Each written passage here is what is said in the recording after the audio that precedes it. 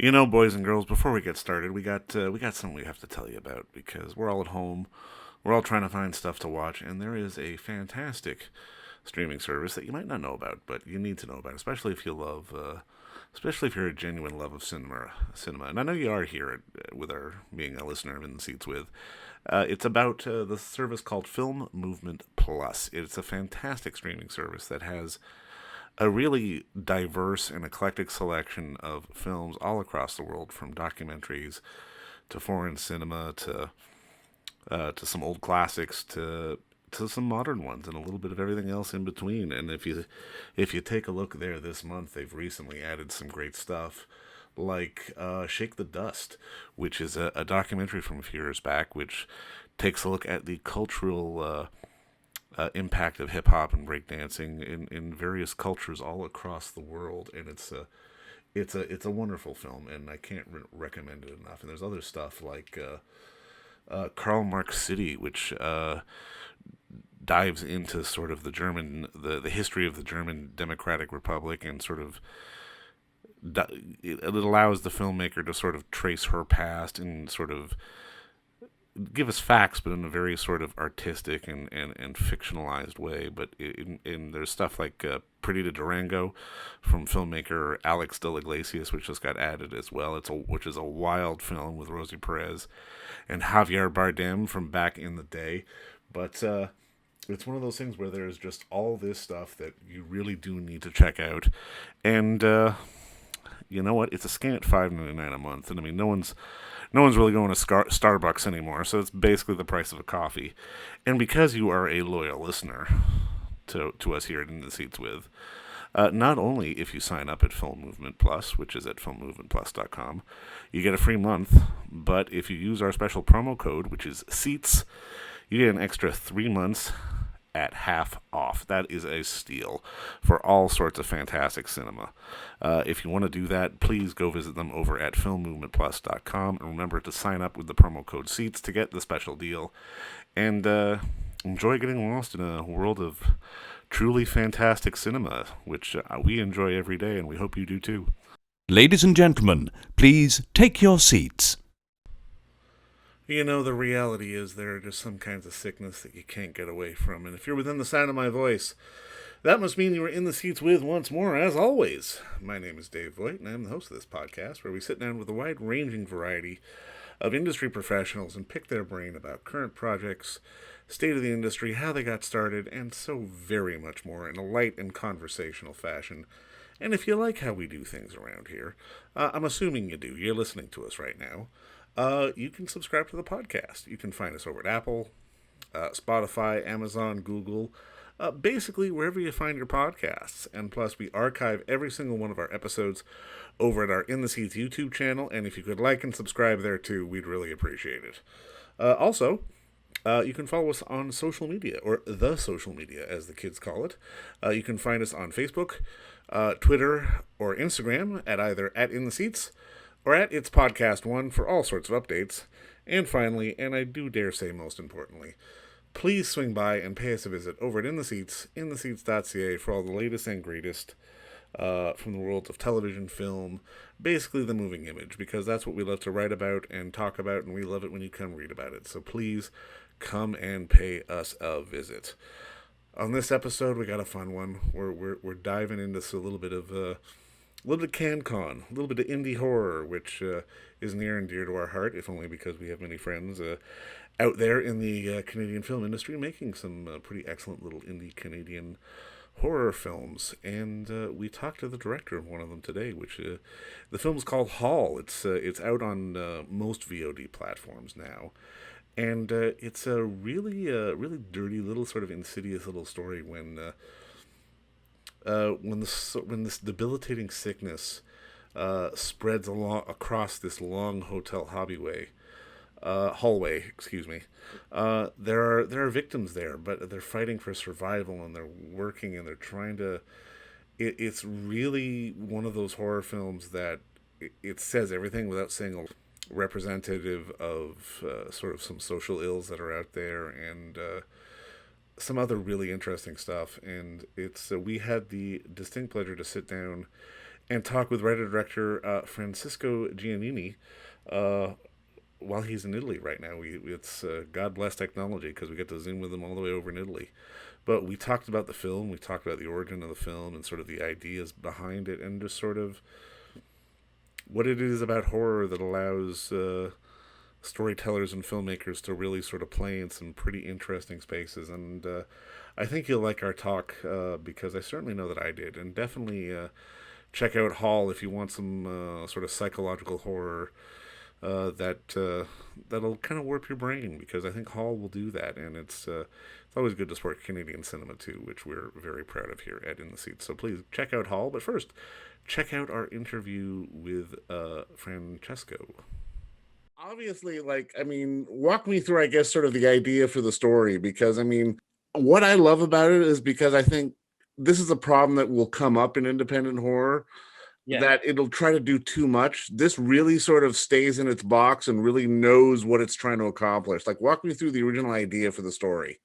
Yeah, so I mean, the script came to me about maybe 2-3 years ago, and I immediately fell in love with the premise in terms of the location. I fell in love with the premise and the fact that it was a contained location, hallway in a hotel, and I was captured just by that concept. And then, of course, I started focusing on the story that was in the original script. And when I started working with the writer, we were discussing ways to keep this film within the hotel hallway, because that was like key for me as well, the environment, and keep just keep the story going for about an hour and a half, which was definitely challenging. But at the same time, I was up for that challenge, and I just loved the idea of I hadn't seen a film that take place in such a location.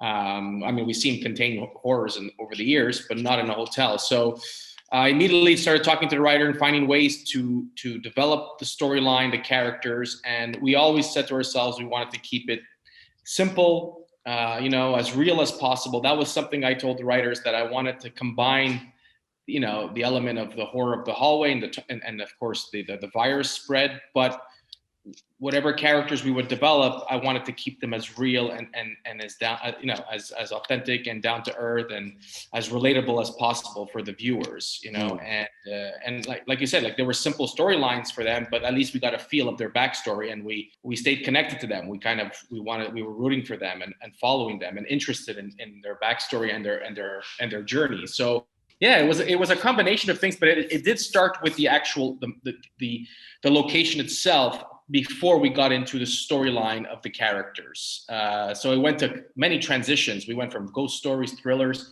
I was never satisfied, to be honest. I was trying to get something that really felt, like you said, simple but real, and yet keep the suspense, the suspense going throughout the whole journey within the hallway, but yet still be attached to the characters and care for them and root for them. And for sure, yeah. So until the last day, until like the last week, we were still making modifications to the script. Oh, wow. Yeah. So, but it came to be what it is. We kind of found the idea of combining, abusive relationship that plays as a metaphor as a toxic virus that spread, right? It kills you, right? So, like a relationship that's toxic. So we combined those elements, and really, I felt like it worked well together, and and it came to be what it is today. So it was a fun journey. It took about 2 years of development in terms of the script itself, up to the last few weeks before shooting. So that's wild, man. Yeah. Now, I mean, the old joke is obviously 90% of the job is in casting, and I mean, Carolina is such a linchpin for the film. Can you talk a little bit just about sort of your process with that and finding her? Yes, of course. So that's interesting to say that, because we held auditions, self-tapes. It was all self-tapes, because a lot of the auditions were coming from Toronto. We had a few from Montreal as well. But the casting directors we were working with from Toronto were sending self-tapes. We made a post, and we went through a casting director from here that helped us out. And everybody started submitting we started, of course, with the Carolina role. That was the primary focus to start us off. And we got submissions. We got a good, 50, 60 submissions for leads. And Carolina, believe it or not, her audition tape was missed her audition tape, I didn't see it at first. Wow.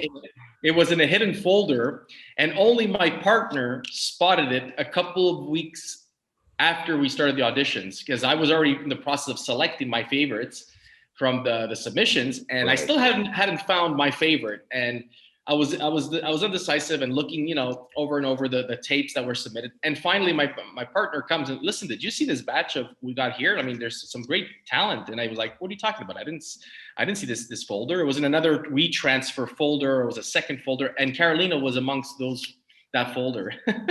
So we almost missed out on Carolina if I didn't see that tape. And I immediately, just her presence on the self tape, I knew it was her. She was Val. She was going to play Val, and she's a solid actress. And I had seen a little bit of her work in the past.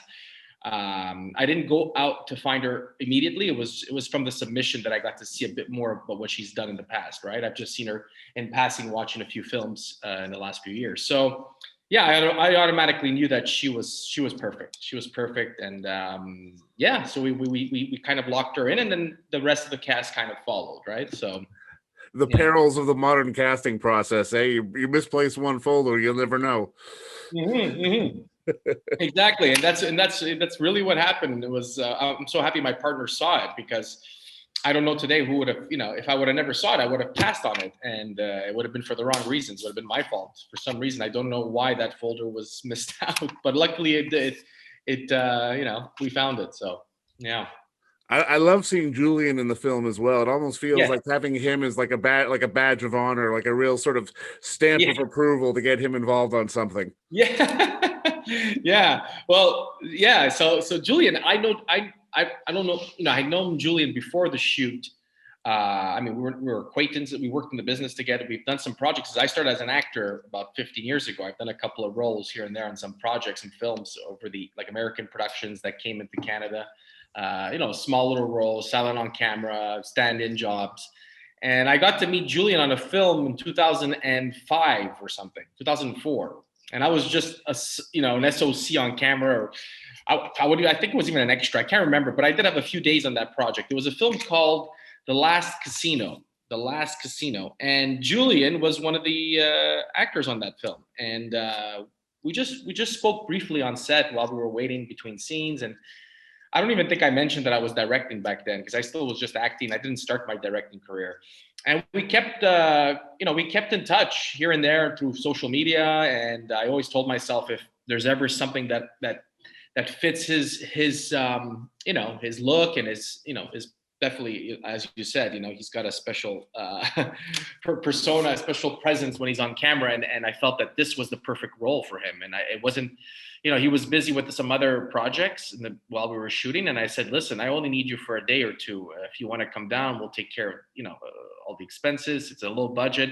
And I pitched him the project. We spoke about it, and he loved it. And he loved the character, and he loved the concept of the story. So, and I told him that this is it's an open ender in the end. Like, we're hoping when we were developing Hall, we were saying, listen, we want to do a sequel which will focus on Julian's character. The sequel, basically, we have a treatment for it, and it was all around Julian's character and his next steps and his next, we'll say victims, in terms of where he was going to attack with the virus, with the toxin. So we kind of pitched the idea, and he loved it, and he said, yeah, definitely, I'm in. And it was awesome. Like, he didn't, it wasn't difficult to convince him. He loved the concept right away, and we spoke a few times before, and he came on set. And we shot outside his hotel door. He came, he stayed at the hotel.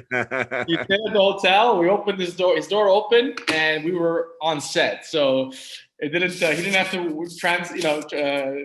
didn't have to move far to shoot with us, which was a fun experience, to be honest. So, that's wild, man. Yeah, that was wild. That experience, that was an awesome experience, to have the actors on location at their hotel rooms, just go speak to them personally in their rooms before the shoot, before the scenes. They would go take breaks in their rooms, and not even 5 seconds outside, we're on set. So it was really well executed in that sense, where we kind of prepared for that, and we wanted it to be as flexible and as easygoing as possible throughout the shoot, since it was 12 days of shoot, and of course low indie budget. We had to make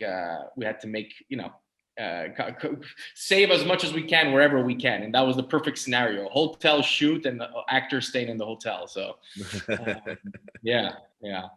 So that's the story with Julian. Now, I mean, this is your first feature, and by every time I look at people's sort of credits list and CVs, like when people jump into features, it always seems the first one always seems to be horror. And I'm kind of curious, from your perspective, why do you think your first feature was a horror movie? Was it sellability, or was it maybe sort of creative freedom inside the genre? Like, what is it about sort of, I guess, horror that seems to be sort of an easy entry into featuredom, as it were? Yeah. I think you've hit the points right on. I mean, there's a few factors involved. Well, first of all, for me, as a filmmaker, my introduction to film as a kid was watching 80s action films and horror films. So horror was my introduction to movies before I got into, let's say, the dramas and the festival and the For sure. festival films. So my immediate, my first film that I think the first film I ever watched was, I think, Howard the Duck's Howard the Duck, and then it was The Fly, Cronenberg, and then of course it went on to Fright Night and a few other horrors, and it just followed me. The horror genre followed me along with the action flicks. So I definitely always had an interest for horror.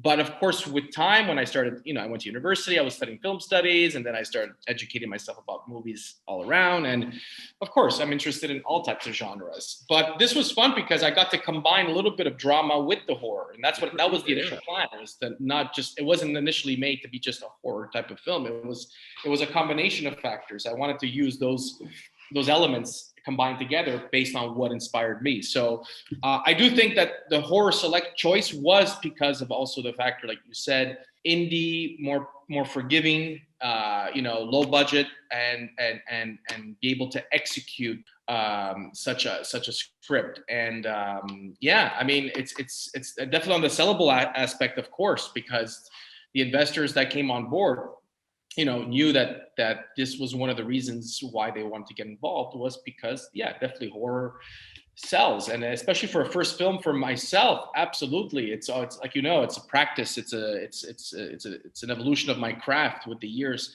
that pass. And I wanted to do something that I felt that I could take risks, take some chances, and not be scrutinized in the end so much, where it's more forgiving. There's definitely room for improvement, but there's also it's a great practice for a first practice for the evolution of my craft. So there's so many elements. I think you've mentioned them all, and I think it's similar for a lot of filmmakers. And like I said, it was my introduction to movies, so I figured it would be a great tribute to my career to say, let me start with the horrors, even if I do want to evolve to other genres as well. I mean, I don't want to leave the horror genre. I definitely want to stay, and I do have other projects in development that are horror, or let's say horror suspense thrillers.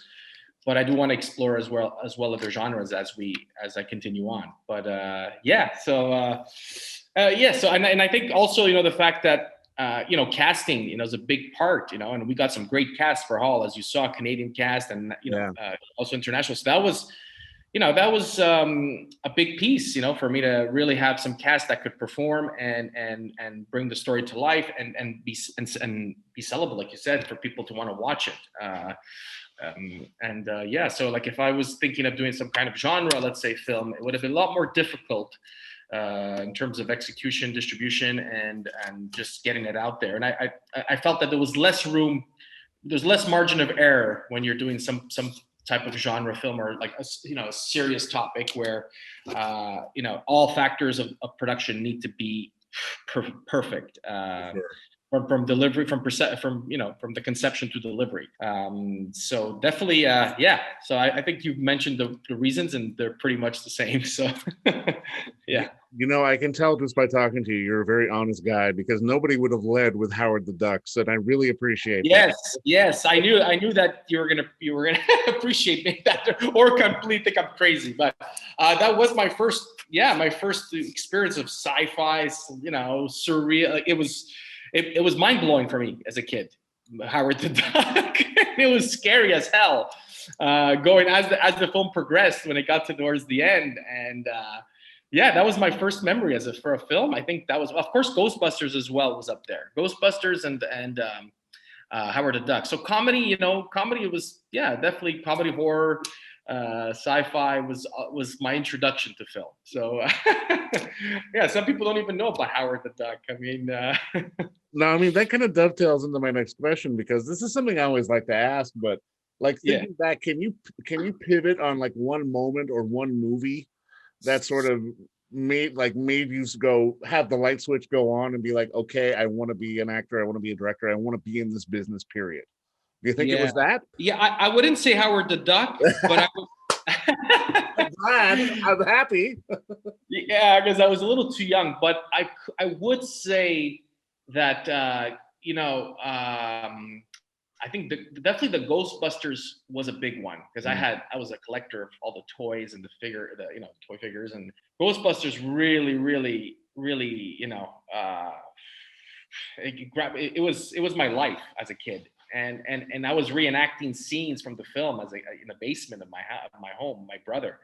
And at that point in time, we started doing skits, Ghostbusters, but along with other films as we got older. So, yeah, I would say, that film definitely kind of opened up my love for cinema right away. That I know I wanted to direct, not necessarily, but I knew I wanted to work in the film business at that moment. And I was young, I was pretty young. And I didn't know nothing about the business. I was still like, this is like, we're talking between 8 and 15 years old.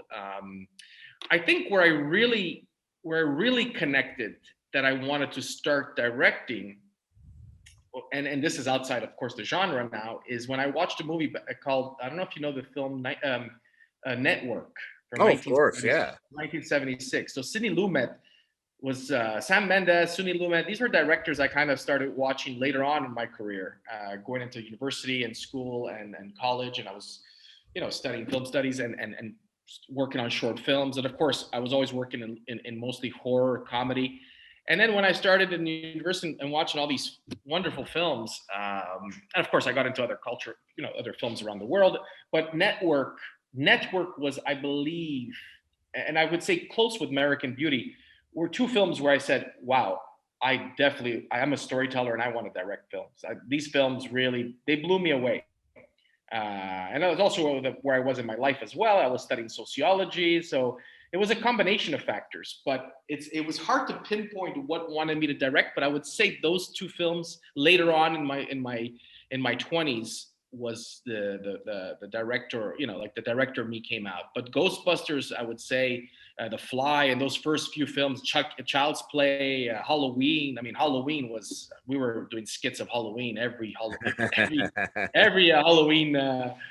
every year. So it was an evolution getting to this point. So, but so many factors. But yeah, so I would definitely say Network was one film that really blew my mind and said, wow, this is something. And I was always a fan of Sidney Lumet from Dog Day Afternoon and some other classics as well. So yeah, I'm definitely diversified when it comes to films. I'm touched by a lot of genres, and I go into a lot of, I have many interests. It would be tough to say which one would be my favorite and where I would want to keep my career in, because they all have a huge impact for my kind of my direction of where I want to go and stories I want to tell and inspirations. So yeah, hopefully that answers a bit your question. No, it does, man. And I love that you say Network, because I mean, Network is a film that has such a psychological component to it. And I mean, I think your film has really plays in those psychological areas as well. And I'm kind of curious, because like you said, you've had some experience as an actor, and I'm kind of curious,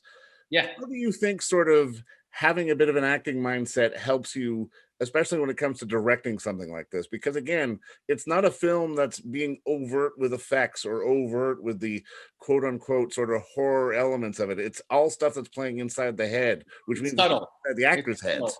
Yeah. So definitely and that sometimes it's hard to pinpoint.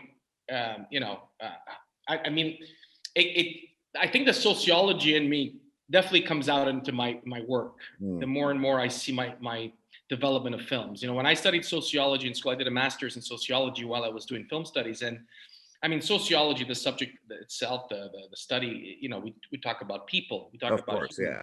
It's people in society on the micro and the macro level, and I dived into psychology and philosophy, and you know, this is I was doing my university while I was an actor, and once you understand the human as on that level, you know, of study, it's you see the world differently. I kind of saw the world differently after sociology. You know, the real the well, we'll say behind the curtains of how the world actually Right, works right. in the modern day, right? So that stayed with me, and that means it became internal, it became of who I am. So while developing projects, I'm always studying the depth of the individual, of the character, of the protagonist, or the, you know, the villain, on a deep level, whether it be horror, whether it be you know, drama, whatever the genre. It's about the human. The human element is so important for me, and it comes out subconsciously at times as well. It's just within my you know within my development process, you know.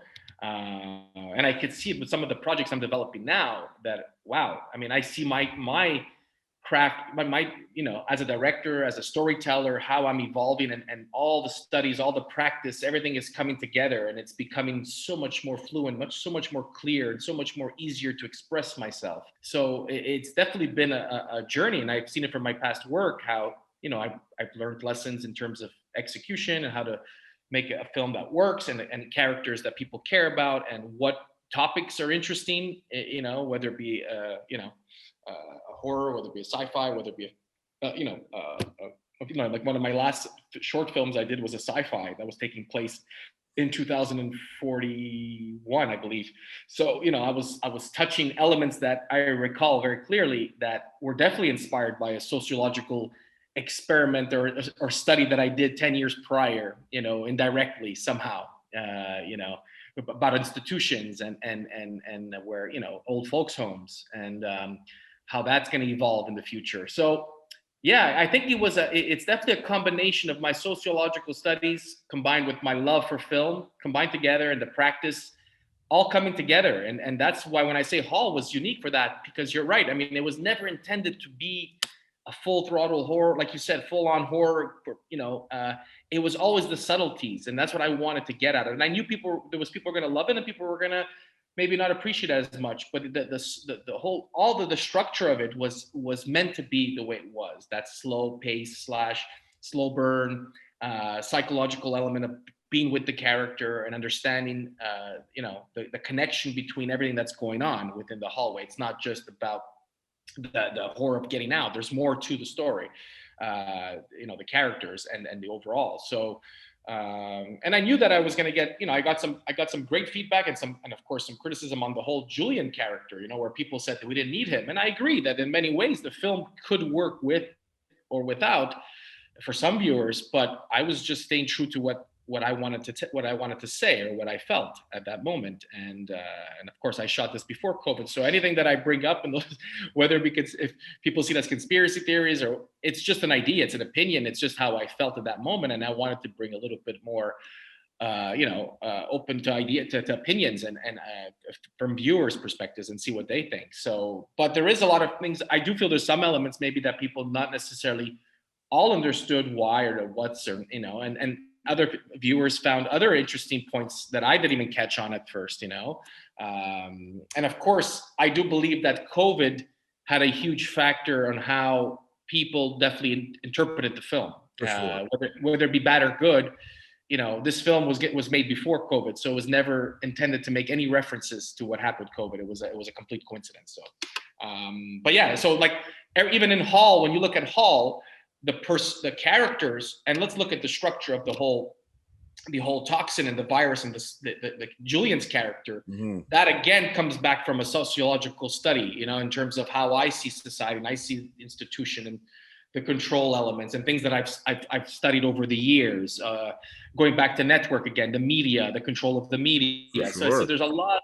Yeah. So like you said, the psychology is there. I'm glad that you see that, because it was all, you know, intended, but also subconscious at the same time while it was being developed. So Yeah. Oh, and I mean, I love his character because it is that sort of external force, but still sort of that external force that Yeah. there's a bit of ambiguity to it and something that we can relate to. And it really speaks to sort of the human Exactly. condition and sort of the mistrust of it all. And it really Yeah. allows sort of the humanity of the piece to come out. And I mean, I think that's the magic of it. And I I'm just, glad you said that. Yeah, because that's exactly what Julian's character was. It was just to bring up a question, an extra question, and that exactly. was it. It wasn't intended to direct the audience to believe this is what it is. It's just a question of, oh, okay, interesting. Like this could be a factor. This could be an idea. And it was just so coincidental that it was done before COVID. So, but I'm glad that you spotted that, because not everybody did spot that. So, yeah. You know what, brother, man? Thank you for the work and thank you for the time, man, because I really love Hall and just I can't wait Yeah. to see what's next for you. And just congratulations on the film and thanks again for the time today, man. Thank you, and I hope to talk to you soon again. I appreciate this. It was awesome. And don't forget to visit our friends over at Bay Street Video for all your DVD, Blu-ray rental, or purchasing needs this summer, as they are still open for curbside and some mailing delivery as well. Over at 1172 Bay Street, Toronto, Ontario, Canada, you can give them a call at 416-964-9088. That's 416-964-9088. Or send them an email at baystreetvideoto@gmail.com for any of your DVD and Blu-ray needs.